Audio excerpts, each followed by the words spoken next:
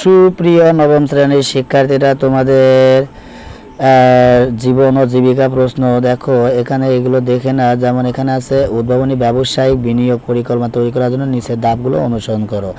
প্রথম যে অংশ, পরিবারের জন্য ব্যবসায় নির্বাচন, পারিবারিক আর্থিক পরিস্থিতির বিশ্লেষণ, ক 1 নম্বর ধাপ। দ্বিতীয় নম্বর ধাপ আছে ব্যবসায়িক ধরনের নির্বাচন, এবং দ্বিতীয় অংশ আছে ব্যবসায়িক পরিকল্পনা, এবং এর গ নাম্বার ধাপ অর্থাৎ তৃতীয় ধাপটা রয়েছে ব্যবসায় প্রকল্পের প্রভাব, ব্যবসায়ীদের জন্য আর্থিক বিশ্লেষণ, বিপণন আইডিয়া ও গ্রাহক সেবা।